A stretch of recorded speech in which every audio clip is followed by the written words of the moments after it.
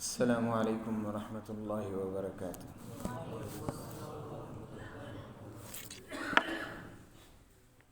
الحمد للہ نحمده ونستعینه ونستغفره ونؤمن به ونتوکل علیہ ونعوذ باللہ من شرور انفسنا ومن سیئات اعمالنا من يهده الله فلا مضل له ومن يضلله فلا هادي له ونشهد أن لا إله إلا الله وحده لا شريك له ونشهد أن سيدنا ومولانا محمدا عبده ورسوله أما بعد فأعوذ بالله من الشيطان الرجيم بسم الله الرحمن الرحيم وابتغ فيما آتاك الله الدار الآخرة ولا تنس نصيبك من الدنيا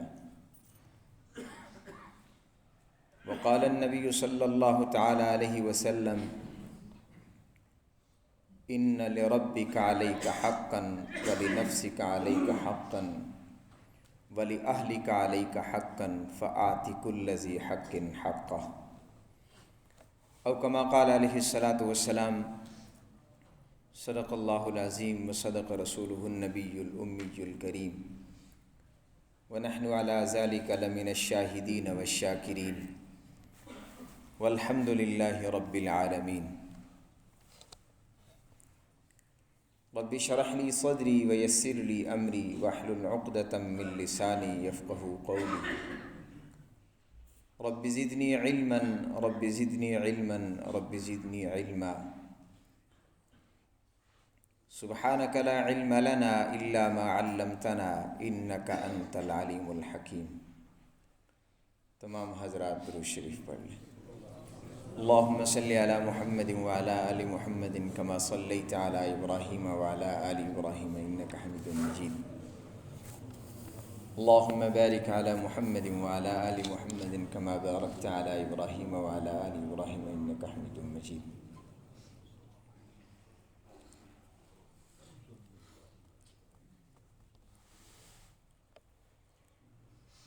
گرامی قدر سامعین،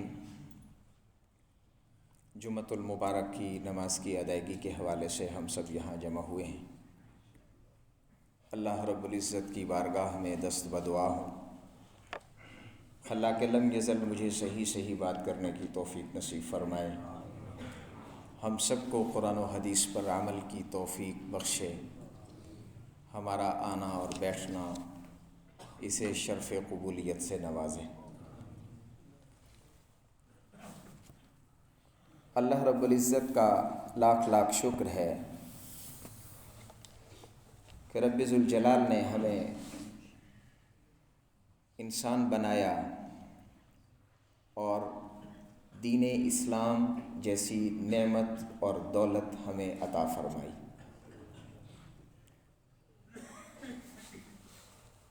جتنے بھی اس روئے زمین پر اللہ رب العزت نے ادیان بھیجے ہیں یا وہ ادیان جو خود ساختہ ہیں،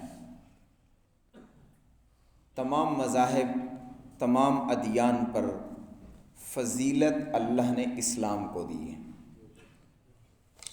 مذہب اسلام سے بڑھ کر کوئی اور مذہب نہ فوقیت رکھتا ہے اور نہ فضیلت رکھتا ہے۔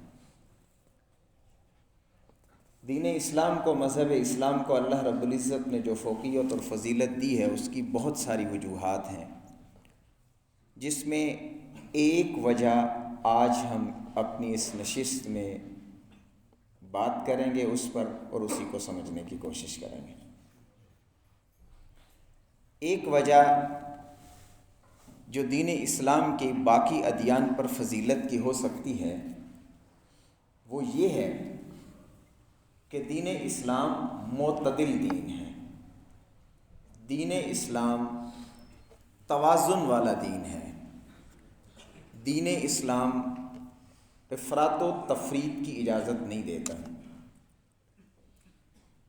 ہم باقی ادیان میں دیکھیں، یہود نے اپنے نبی کو خدا بنا دیا، وقالت الیہود عزیر ابن اللہ، انہوں نے کہا عزیر اللہ کا بیٹا ہے۔ نصارہ نے اپنے نبی کو خدا بنا دیا۔ وقالت النصارى المسیح ابن اللہ، انہوں نے کہا مسیح اللہ کا بیٹا ہے۔ اور دوسری طرف یہی لوگ جو اپنے نبیوں کو اتنا بڑھا کر لے گئے کہ خدا کہہ دیا، اور دوسری طرف ان کا دوسرا منفی پہلو اتنا گر گیا کہ ایک سچے پیغمبر اور سچے رسول کی سچی وحی کو سن کر، معجزات کو دیکھ کر بھی ایمان نہیں لائے اور انکار کرتے رہے۔ یہ ان میں افراط و تفریط ہے۔ جبکہ اس کے دوسری سمت میں ہم مذہب اسلام کو دیکھیں تو اسلام ہر لحاظ سے معتدل اور متوازن تعلیمات رکھنے والا دین ہے۔ مذہب اسلام کے پیروکاروں نے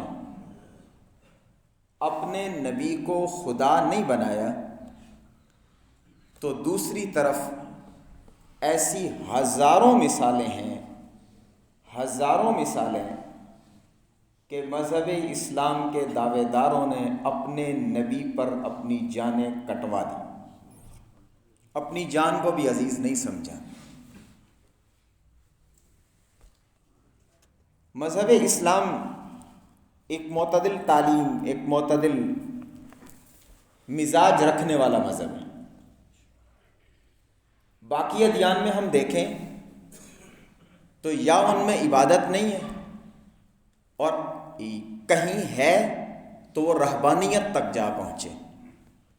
ان کے نزدیک اللہ کا قرب پانے کا ایک ذریعہ ہے، اور وہ یہ ہے کہ بندہ تارک الدنیا ہو جائے، سب کچھ چھوڑ دے، سب معاملات چھوڑ دے، دنیا کا ہر دھندا، ہر کام کسی بھی قسم کا سب چھوڑ دے، شادی بیاہ، خوشی غمی، نکاح سب کچھ ترک کر دے، تو وہ اللہ کا قریب بندہ بن سکتا ہے۔ جبکہ دین اسلام نے ایک ایسی راہ اعتدال ہمیں سمجھائی کہ جس میں دین بھی ہو، جس میں دنیا بھی ہو، جس میں عبادات بھی ہوں، جس میں معاملات بھی ہوں، جس میں حق اللہ بھی پورے کیے جائیں، اور جس میں حقوق العباد میں بھی کوئی کمی اور اس میں کوتاہی نہیں ہونی چاہیے۔ ہمارے معاشرے میں اگر ہم دیکھیں تو 3 طرح کے لوگ ہمیں ملتے ہیں، جن میں سے 2 افراط و تفریط کا شکار ہیں، اور ایک طبقہ وہ صحیح راہ اعتدال پر ہے۔ افراط و تفریط کا شکار پہلا طبقہ وہ ہے جو سب کچھ اپنے لیے عبادت سمجھتا ہے۔ وہ نماز پہ زور دیں گے، روزے کثرت سے رکھیں گے، حج بار بار کریں گے، سال میں کئی بار عمرے پہ بھی جائیں گے، عبادت پہ زور، تسبیحات اور تلاوت بھی کریں گے، راتوں کو تہجد بھی پڑھیں گے، لیکن معاملات کے پہلو میں وہ بہت کمزور واقع ہوتے ہیں۔ بہت سے لوگ، ایک طبقہ ہمارے یہاں ایسا ہے، اور ایک طبقہ ایسا ہے کہ جن کے معاملات بالکل صاف، کسی کا حق نہیں دبائیں گے، کسی کو تکلیف نہیں دیں گے، تمام رشتہ دار، پڑوسی، ہر طرح کے حقوق پورے کریں گے، لیکن نماز نہیں پڑھیں گے۔ رمضان کے روزے ہوں گے تو غفلت کر جائیں گے، مال ہوتے ہوئے بھی زکوٰۃ میں کوتاہی کر جائیں گے۔ یہ دونوں طبقات، یہ دونوں افراط و تفریط کا شکار ہیں۔ اسلام کا مزاج، اسلام کی تعلیم ان دونوں راستوں کی تائید نہیں کرتی۔ اسلام کس راہ کی تائید کرتا ہے؟ اسلام جس راہ کی تائید کرتا ہے اور اسلام جو تعلیم دیتا ہے، اس تعلیم میں عبادات بھی ہیں، معاملات بھی ہیں، حقوق اللہ کو پورا کرنا بھی ہے، حق العبد کو پورا کرنا بھی ہے۔ اسلام جو تعلیم دیتا ہے وہ یہ ہے کہ انسان رات کو اللہ کو راضی کرنے پہ گزار دے تو دن کو اللہ کے بندوں کی خدمت میں گزار دے۔ اسلام یہ تعلیم دیتا ہے کہ انسان اپنی جان کو اس کے راضی کرنے میں، عبادت میں صرف کرے تو اپنی جان کے کچھ حق ہیں وہ بھی پورے کریں۔ قرآن مجید فرقان حمید میں اس کے متعلق 2 آیات مبارکہ ہیں۔ ایک آیت مبارکہ میں اللہ رب العزت نے فرمایا وَكَذَلِكَ جَعَلْنَاكُمْ أُمَّةً وَسَطًا، ہم نے تمہیں اسی طرح سے ایک معتدل امت بنایا ہے کہ جس میں افراط و تفریط نہیں ہے۔ اور دوسرے مقام پر اللہ رب العزت نے فرمایا وَابْتَغِ فِي مَا آتَاكَ اللَّهُ الدَّارَ الْآخِرَةَ وَلَا تَنْسَ نَصِيبَكَ مِنَ الدُّنْيَا، کہ اپنی آخرت کو بہتر بنانے کی کوشش کیجئے، اسے سنوارنے میں لگے رہیے۔ لا تنس نصیبک من الدنیا، دنیا میں اپنے حصے کو اسے بھی نہ بھول جائیے۔ دونوں پہلو اسلام نے ہمیں بتائے اور دونوں پہلو مد نظر رکھنا یہ اسلامی تعلیمات اور اسلام کا مزاج ہے۔ گرامی قدر سامعین، رحمت دو عالم صلی اللہ تعالیٰ علیہ وآلہ وسلم کی حیات طیبہ اگر ہم پڑھیں تو بالکل معاملات اور عبادات کی صحیح اور واضح تفسیر آپ کی حیات مبارکہ ہے۔ آپ علیہ الصلاۃ والسلام نے ایک طرف عبادات حقوق اللہ اور دوسری طرف معاملات یعنی حق العبد، اس میں توازن اور اعتدال کی تعلیم فرماتے ہوئے ہمیں بہت سی ہدایات فرمائی ہیں۔ چنانچہ بخاری شریف کی ایک روایت ہے، رحمت دو عالم صلی اللہ تعالیٰ علیہ وآلہ وسلم کی عبادات کے بارے میں پوچھنے کے لیے 3 لوگ وہ رسول اللہ صلی اللہ علیہ وسلم کی ازواج مطہرات کے پاس آئے، جاننا چاہتے ہیں، معلوم کرنا چاہتے ہیں کہ سرکار دو عالم صلی اللہ علیہ وآلہ وسلم کی عبادات کیسی ہیں، آپ کے شب و روز کے معمولات کیا ہیں۔ یہ معلوم کرنے کے لیے ازواج مطہرات کے ہاں آئے۔ جب معلوم کیا، بتا دیا ازواج مطہرات نے کہ رسول اللہ صلی اللہ علیہ وسلم کی زندگی کے معاملات، زندگی کے معمولات یہ ہیں اور یہ ہیں اور یہ ہیں۔ یہ سننے کے بعد تینوں کو ایک خیال گزرا، تینوں سوچنے لگے کہ وہ تو اللہ کے رسول ہیں، وہ تو بخشے بخشائے ہیں، ہم ان کا مقابلہ کہاں کر سکتے ہیں۔ یعنی ہمیں چاہیے کہ جو رسول اللہ صلی اللہ علیہ وسلم عبادت کرتے ہیں ہم اس سے بڑھ کر کریں، کیونکہ آپ تو بخشے بخشائے ہیں، آپ کے لیے تو اتنی عبادت کافی ہے، ہمیں زیادہ عبادت کی ضرورت ہے، اس لیے کہ ہم سے خطا ہو سکتی ہے۔ یہی خیال آیا تو تینوں ایک ایک کام اپنے ذمے لینے لگے۔ ایک کہنے لگا انی اصلی اللیل ابدا، میں آئندہ کبھی بھی رات کو بستر پر نہیں جاؤں گا، ساری رات زندگی بھر جو میری زندگی ہے وہ عبادت ہی میں گزاروں گا اور نماز پڑھنے میں گزار دوں گا۔ اور دوسرا شخص کہنے لگا اصوم الدہر ولا افطر، کہ میں آج کے بعد اپنے اوپر لازم کرتا ہوں کہ میں کبھی روزہ نہیں چھوڑوں گا، ہر موسم میں ہر حال میں بلا ناغہ روز میں روزے کے ساتھ گزاروں گا۔ اور تیسرا شخص کہنے لگا انا اعتزل النساء فلا اتزوج ابدا، میں عورتوں کے قریب نہیں جاؤں گا، یعنی میں نکاح نہیں کروں گا، ساری زندگی کے لیے میں نکاح سے دور رہوں گا۔ تینوں نے اپنی اپنی بات، اپنا عہد کر لیا، اور یقین یہ ہے کہ اپنے طور پر صحیح کر رہے ہیں، کیونکہ رسول اللہ کی عبادت سے زیادہ ہمیں ضرورت ہے۔ آپ علیہ الصلاۃ والسلام کو اتنی ضرورت نہیں ہے کہ آپ اللہ کے برگزیدہ ہیں، پہلے سے ہی بخشے بخشائے ہیں۔ تو یہ اپنے طور پر تینوں نے ارادہ فرما لیا۔ رحمت دو عالم صلی اللہ تعالیٰ علیہ وآلہ وسلم کو جب اس کا علم ہوا، آپ علیہ الصلاۃ والسلام نے ان کو بلایا اور ان سے باز پرس کی کہ کیا ایسے آپ لوگوں نے عہد کر رکھا ہے، میں نے ایسے سنا ہے آپ کے بارے میں۔ جی یا رسول اللہ صلی اللہ علیہ وسلم، ہم نے ایسا ہی ارادہ کیا ہے کہ ہم ایسا ہی کریں گے۔ تو رسول اللہ صلی اللہ علیہ وسلم نے تینوں کو اپنا ارادہ ترک کروایا، اور آپ علیہ الصلاۃ والسلام نے فرمایا فمن رغب عن سنتی فلیس منی، جو میرے طریقے کو چھوڑے گا اس کا میرے ساتھ کوئی تعلق نہیں ہے۔ عبادت نماز اس طرح پڑھو جیسے میں نے پڑھی، راتوں کو جاگنا اس طرح رکھو جیسے میں نے رکھا، روزے اس طرح رکھو جیسے میں نے رکھے، اپنے ازواجی تعلقات یعنی نکاح بھی کرو، نکاح کو ترک نہ کرو، یہ معاملات بھی اسی طرح پورے کرو جیسے میں نے کیے ہیں۔ میرا طریقہ چھوڑ دو گے تو پھر میرے ساتھ کوئی تعلق تمہارا نہیں رہے گا۔ حضرت عبداللہ ابن عمر بن عاص رضی اللہ تعالیٰ عنہ رسول اللہ صلی اللہ علیہ وسلم کے صحابی، ان کے بارے میں بھی اسی طرح ہی روایت میں آتا ہے کہ حضرت عبداللہ ابن عمر بن عاص رضی اللہ تعالیٰ عنہ یہی ارادہ انہوں نے بھی کر لیا ایک موقع پر، اسی طرح سے ہی دل میں ارادہ کیا، رسول اللہ صلی اللہ علیہ وآلہ وسلم کو اس کے بارے میں معلوم ہو گیا، نبی پاک صلی اللہ علیہ وآلہ وسلم نے بلایا اور پوچھا کہ کیا ایسا ارادہ رکھتے ہو؟ جی یا رسول اللہ صلی اللہ علیہ وسلم میں نے ارادہ تو یہی کیا ہے۔ آپ علیہ الصلوۃ والسلام نے فرمایا ان کا ارادہ یہ ہے کہ رات بھر عبادت کیا کروں گا اور دن بھر روزے سے گزاروں گا۔ پہلی روایت میں دو لوگوں نے الگ الگ ذمہ داری لی، اور یہاں ایک ہی صاحب ہیں، ایک ہی صحابی ہیں، اور وہ دونوں کام اپنے ذمہ لے رہے ہیں، ساری زندگی روزے سے گزاروں گا اور ہمیشہ رات کو عبادت میں گزار دوں گا۔ رسول اللہ صلی اللہ علیہ وآلہ وسلم نے بھی جب ان کی یہ بات سنی تو آپ علیہ الصلوۃ والسلام نے انہیں اس ارادے سے باز رکھا اور اس ارادے سے روکا، اور رسول اللہ صلی اللہ علیہ وسلم نے فرمایا کہ میں آپ سے زیادہ اللہ کا ڈر دل میں رکھتا ہوں، آپ سے زیادہ تقوی رکھتا ہوں، آپ سے زیادہ میں اللہ کا قرب رکھتا ہوں، لیکن اس کے باوجود میں روزہ رکھتا بھی ہوں اور روزہ چھوڑتا بھی ہوں، میں راتوں کو جاگتا بھی ہوں اور راتوں کو سوتا بھی ہوں۔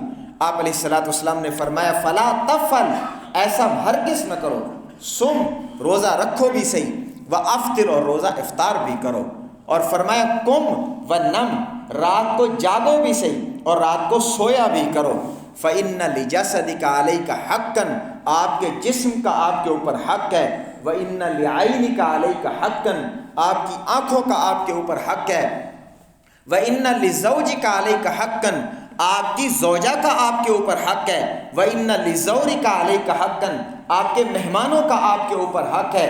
ان سارے حقوق کو پورا کرو۔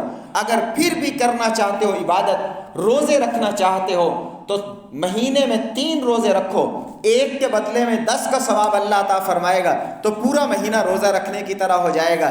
ہر مہینے میں 3 روزے رکھو گے تو پورا سال روزہ رکھنے کی طرح ہو جائے گا۔ حضرت عبداللہ ابن عمر بن عاص رضی اللہ تعالیٰ عنہ عرض کرنے لگے، یا رسول اللہ صلی اللہ علیہ وآلہ وسلم، میں مہینے کے 3 روزوں سے زیادہ طاقت رکھتا ہوں، زیادہ رکھ سکتا ہوں۔ تو آپ علیہ الصلوۃ والسلام نے فرمایا اگر زیادہ طاقت رکھتے ہو تو پھر اس طرح روزہ رکھو جیسے داؤد علیہ الصلوۃ والسلام نے زندگی بھر روزہ رکھا۔ یا رسول اللہ اس کی کیا ترتیب ہے؟ آپ علیہ الصلوۃ والسلام نے فرمایا ایک دن روزہ رکھو اور ایک دن روزہ چھوڑ دو۔ عرض کیا رسول اللہ میں اس سے بھی زیادہ رکھ سکتا ہوں، آپ نے اس سے زیادہ کی اجازت نہیں دی ہے۔ اسی پہ وہ کاربند ہوئے، جب عمر کا تقاضا بڑھاپے کو پہنچا، جب عمر رسیدہ ہو گئے، اب روزے اس ترتیب سے رکھنا مشکل ہوئے، تو کہا کرتے تھے کاش میں رسول اللہ صلی اللہ علیہ وآلہ وسلم کی وہی بات مانتا جو آپ چاہ رہے تھے اور اپنے اوپر یہ ذمہ داری نہ لیتا۔ ذمہ داری تو لے چکا ہوں لیکن اب پوری مجھ سے نہیں ہو سکتی، کیونکہ رسول اللہ صلی اللہ علیہ وسلم نے ہمیں تعلیم فرمایا، ہمیں سمجھایا کہ عبادات بھی کریں اور معاملات بھی پورے کریں، اللہ کو راضی کریں عبادت کے ساتھ، اللہ کو راضی کریں اللہ کے مخلوق کی خدمت کے ساتھ، تب اللہ جا کے راضی ہوتا ہے۔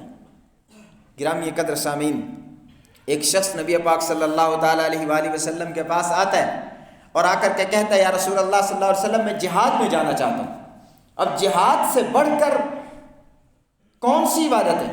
اتنی بڑی عبادت، نماز روزہ حج و زکوٰۃ کے بعد، ان فرائض کے بعد اگر کوئی عبادت فرض ہو رہی ہے تو وہ جہاد ہے، اور جہاد اعلاء کلمت اللہ کا سب سے بڑا سبب ہے، دین کے غلبے کی سب سے بڑی صورت ہے۔ ایک صحابی آ کر اجازت مانگ رہا ہے، یا رسول اللہ صلی اللہ علیہ وسلم مجھے جہاد کی اجازت دے دیجیے۔ نبی اکرم صلی اللہ تعالیٰ علیہ وآلہ وسلم نے پوچھا احی والداک، بتاؤ آپ کے والدین زندہ ہیں؟ جی یا رسول اللہ صلی اللہ علیہ وسلم میرے والدین زندہ ہیں۔ آپ نے فرمایا ففیہما فجاہد، پھر جائیے ان کی خدمت کیجیے، آپ کا جہاد یہی ہے۔ یہ نہیں فرمایا کہ چھوڑ دو اور جہاد میں چلے جاؤ۔ علماء نے اسی پہ یہ بات لکھی ہے کہ اگر کوئی شخص مسجد حرام کے متصل گھر بنائے اور وہاں رہتا ہو اور اکیلا بچہ ہو، والدہ اس کی بیمار ہو کہ اسے 24 گھنٹے اپنے ساتھ بیٹے کی ضرورت ہو، 24 گھنٹے کہ وہ وقت نہیں گزار سکتی، اسے ہر وقت ضرورت ہے، اس کی حالت اس طرح سے ہے، اب بیٹا مسجد حرام میں جا کر جماعت سے نماز پڑھے یا والدہ کی خدمت کرے اور گھر میں نماز پڑھے؟ تو علماء نے لکھا ہے کہ ترجیح یہ ہے کہ یہ مسجد حرام کے اندر جا کر جماعت کی نماز پڑھنے کی بجائے گھر میں نماز پڑھے، اپنی والدہ کے سامنے اور اپنی والدہ کی خدمت میں وقت گزارے۔ آج ہمارے ہاں بے اعتدالی ہے، ہمارے ہاں بے اعتدالی ہے۔ ہم یا تو اسی طرح کے بہانے بنا کر عبادات کو بالکل چھوڑ دیتے ہیں، اور یا عبادات میں جا کر اس طرح کے جتنے بھی ہمارے ذمہ حقوق ہیں ان سے جان چھڑا لیتے ہیں۔ لیکن اسلام نے ہمیں ایسا کرنے کا اختیار نہیں دیا۔ حضرت سلمان فارسی رضی اللہ تعالیٰ عنہ جب رسول اللہ صلی اللہ علیہ وسلم نے مواخات قائم کی صحابہ میں، تو حضرت سلمان فارسی رضی اللہ تعالیٰ عنہ کی مواخات قائم ہوئی حضرت ابو دردہ رضی اللہ تعالیٰ عنہ کے ساتھ۔ حضرت سلمان تشریف لائے حضرت ابو دردہ کے گھر، ان کی گھر والی موجود ہے، ابو دردہ موجود نہیں ہے۔ خیر و عافیت دریافت کی کہ ابو دردہ کا کیا حال ہے؟ گھر والی نے کہا ٹھیک ہے، اللہ کی عبادت بہت کرتا ہے، رات بھر عبادت کرتا ہے، مصلی پہ رہتا ہے، دن بھر روزے سے رہتا ہے۔ حضرت سلمان ابھی وہاں موجود ہیں کہ حضرت ابو دردہ تشریف لائے، مہمان کے سامنے کھانا رکھا گیا اور فرمایا حضرت سلمان نے کہ میرے ساتھ کھانا کھاؤ۔ جناب ابو دردہ فرمانے لگے انی صائم، میں نے تو روزہ رکھا ہوا ہے، میں نہیں کھا سکتا۔ حضرت سلمان رضی اللہ تعالیٰ عنہ نے اصرار کیا کہ مہمان کے اکرام میں یہ نفل روزہ چھوڑ دو، میرے ساتھ کھانا کھاؤ۔ جب اصرار کیا تو انہوں نے روزہ چھوڑ دیا اور آپ کے ساتھ بیٹھ کے کھانا کھایا۔ رات کو آرام کیا، جب وہ سونے لگے حضرت سلمان تو حضرت ابو دردہ اٹھے، کہاں جاتے ہو؟ میں رات کو عبادت میں گزاروں گا۔ نہیں، مہمان کے احترام کا تقاضا یہ ہے میں بھی سو رہا ہوں آپ بھی سو جائیں۔ اب ان کو منایا، وہ بھی سو گئے۔ رات کو کچھ دیر کے بعد پھر اٹھ کر جانے لگے حضرت ابو دردہ رضی اللہ تعالیٰ عنہ۔ حضرت سلمان نے پھر روک لیا۔ جب 2 حصے رات کے گزر گئے، آخری پہر آیا تو حضرت سلمان نے فرمایا اب اٹھو، اب آپ بھی اٹھو میں بھی اٹھتا ہوں، اب ہم عبادت کرتے ہیں، اب ہم اللہ کو راضی کرتے ہیں۔ اب عبادت میں وقت گزارا، اگلا دن ہوا تو یہی بات بالکل اسی طرح سے جا کر رسول اللہ صلی اللہ علیہ وسلم کو بتائی گئی کہ یا رسول اللہ اس طرح ہوا ہے اور سلمان نے اس طرح سے کیا ہے۔ تو رحمت دو جہاں صلی اللہ علیہ وسلم نے یہ نہیں فرمایا سلمان رضی اللہ تعالیٰ عنہ کو کہ آپ نے ان کا روزہ کیوں توڑوا دیا، یہ نہیں فرمایا کہ وہ تو عبادت کرنا چاہتے تھے آپ نے ان کو رات میں سلا دیا، آپ انہیں عبادت کرنے دیتے، آپ ان کا روزہ پورا ہونے دیتے، نہیں۔ آپ علیہ الصلوۃ والسلام نے فرمایا صدق سلمان، سلمان نے سچ کہا اور سچ کیا جو بھی کیا۔ کیا کہا تھا سلمان نے؟ سلمان نے حضرت ابو دردہ رضی اللہ تعالیٰ عنہ سے فرمایا تھا ان لربک علیک حقا، بے شک تیرے رب کا بھی تیرے اوپر حق ہے، ولنفسک علیک حقا، تیری جان کا تیرے اوپر حق ہے، ولأہلک علیک حقا، تیرے گھر والوں کا تیرے اوپر حق ہے، فآت کل ذی حق حقہ، ہر حقدار کا حق ادا کرو تبھی جا کر اللہ رب العزت کے پسندیدہ بنو گے۔ اگر اللہ کا حق ادا کرو، گھر والوں کو چھوڑ دو، اللہ کا حق ادا کرو، اپنی جان کا حق ادا کرنا چھوڑ دو گے تو پھر اللہ کے پسندیدہ نہیں بن سکتے ہو۔ یہی بات حضرت سلمان رضی اللہ تعالیٰ عنہ کی کہی ہوئی، رحمت دو جہاں نے فرمایا صدق سلمان، سلمان نے جو کہا بالکل صحیح کہا ہے۔ گرامی قدر سامعین، فتح مکہ کا موقع ہے، رسول اللہ صلی اللہ تعالیٰ علیہ وآلہ وسلم رمضان المبارک میں سفر فرما رہے ہیں، ایک جگہ پڑاؤ کیا گیا۔ جب پڑاؤ کرنے لگے راستے میں، رمضان کے روزہ، رمضان کا مہینہ، رمضان میں روزہ لازم ہے۔ اب اس حالت میں اسلام نے ایک گنجائش دی ہے کہ مسافر آدمی رمضان المبارک میں روزہ چھوڑ سکتا ہے، وہ بعد میں پورا کر لے، قضا کر لے۔ اسلام نے کیسا خوبصورت درس دیا ہمیں کہ وہ اپنی جان کو مصیبت میں نہ ڈالو، سفر ہے، تھکاوٹ ہو سکتی ہے، مشکل ہو سکتی ہے، چھوڑ دو روزہ۔ اب اس سفر میں جب پڑاؤ کرنے لگے تو کچھ لوگ ایسے تھے جو گر پڑے، زمین کے ساتھ لگ گئے، اٹھ بھی نہیں سکتے تھے، اور کچھ لوگ ایسے تھے کہ جو جلدی جلدی خیمے لگا رہے تھے اور جو سواریاں تھیں ان کے پانی پلا رہے تھے، ان کو چارہ ڈال رہے تھے، ان کی خدمت کر رہے تھے۔ یہ منظر رسول اللہ صلی اللہ علیہ وسلم نے دیکھا تو پوچھا یہ جو بیٹھ گئے ہیں کچھ بھی نہیں کر پا رہے ان کو کیا ہوا ہے؟ بتایا گیا رسول اللہ صلی اللہ علیہ وسلم انہوں نے دن کو روزہ رکھا ہے، یہ روزے سے ہیں، یہ ابھی کچھ نہیں کر سکتے، کمزور ہو گئے ہیں اتنے۔ رسول اللہ صلی اللہ علیہ وسلم پہ قربان جائیے، میرے نبی صلی اللہ علیہ وسلم کی کیا خوبصورت تعلیمات تھی۔ اللہ کے رسول صلی اللہ علیہ وآلہ وسلم نے فرمایا ذهب المفطرون اليوم بالاجر، فرمایا آج کے دن روزہ رکھنے والوں سے روزہ نہ رکھنے والے اجر زیادہ لے گئے، وہ اجر زیادہ لے گئے، حالانکہ دوسرے روزہ رکھ رہے ہیں۔ یہ تعلیم ہے اسلام کی، یہ مزاج ہے اسلام کا کہ اسلام یہ نہیں کہتا کہ آپ عبادات میں رہیے اور معاملات چھوڑ دیجئے۔ کسی بھی چیز میں ہم دیکھیں، مال کمانا ہے، اسلام نے اعتدال بتلایا۔ یہ نہیں ہے کہ کوئی شخص صرف مال کماتا رہ جائے اور جہاں سے جیسے آئے لے لے، نہیں، اسلام اس کی اجازت نہیں دیتا۔ اور نہ کمایا جائے مال، بیٹھ جائیں، اسلام اس کا درس بھی نہیں دیتا، بلکہ اسلام رزق حلال کمانے کو عبادت کہتا ہے، لیکن ایک قید بتلاتا ہے، کلو من الطیبات۔ اسلام کہتا ہے پاکیزہ کماؤ، حلال کماؤ اور حلال کھاؤ۔ اسلام یہ کہتا ہے لا تاکلوا اموالکم بینکم بالباطل، ناجائز طریقے سے دوسرے کا مال نہ لو۔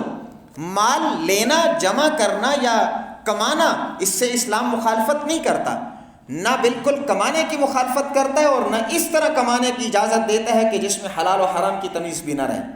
مال خرچ کرنا ہے تب بھی اسلام یہ نہیں کہتا کہ سارا کا سارا مال اٹھا کر کے خرچ کر کے بیٹھ جاؤ، بلکہ اسلام اعتدال کا راستہ ہمیں بتلاتا ہے۔ اللہ رب العزت نے مومنوں کی نشانی بتلائی قرآن مجید میں، فرمایا والذین اذا انفقوا لم یسرفوا ولم یقتروا وکان بین ذلک قواما، کہ ایمان والوں کا طریقہ تو یہ ہے کہ وہ خرچ بھی کرتے ہیں لیکن اسراف فضول خرچی نہیں کرتے، بلکہ وہ اپنے لیے تنگی بھی پیدا نہیں کرتے، اعتدال کے ساتھ افراط و تفریط سے بچتے ہوئے کماتے بھی ہیں، رکھتے بھی ہیں اور خرچ بھی کرتے ہیں۔ دوسرے مقام پر اللہ رب العزت نے فرمایا وَلَا تَجْعَلْ يَدَكَ مَغْلُولَةً إِلَىٰ عُنُقِكَ وَلَا تَبْسُطْهَا كُلَّ الْبَسْطِ فَتَقْعُدَ مَلُومًا مَحْسُورًا۔ فرمایا ایسا بھی نہ بن جاؤ کہ اپنے ہاتھ گردن سے لگا لو کہ آپ کی جیب سے 1 روپیہ بھی نہ نکل سکتا ہو، زکوٰۃ بھی ادا نہ کرو، صدقہ و خیرات بھی نہ کرو، کہ بخیل بن کے بیٹھ جاؤ، ایسا نہ کرو۔ اور ایسا بھی نہ کرو کہ سب کچھ اٹھا کر کے دے دو اور پھر ہاتھ پہ ہاتھ رکھ کے بیٹھے رہو اور افسوس کرتے رہو، لوگ آپ کو ملامت کریں کہ آپ کے پاس خود اپنے کھانے کے لیے کچھ بھی نہیں بچا۔